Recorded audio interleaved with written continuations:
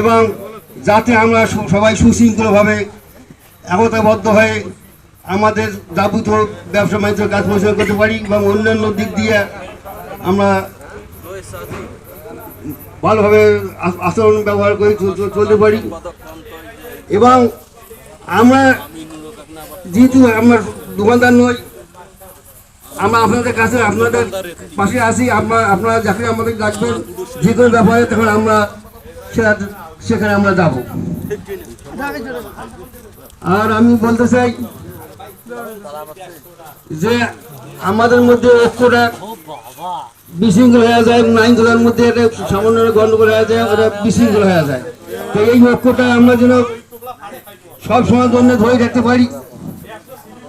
আল্লাহর রাস্তায় এই বই আমি শেষ করলাম। আসসালামু আলাইকুম ওয়া রাহমাতুল্লাহ। ধন্যবাদ চাচাকে। একতাই শক্তি।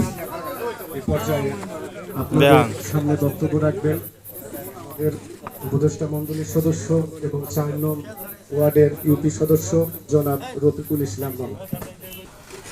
আমার ৪ নং ওয়ার্ডে যেহেতু এই মন্ডলার বাজার বণিক সমিতি সালাম অন্যান্য জনপ্রতি আন্তরিক শুভেচ্ছা ও অভিনন্দন।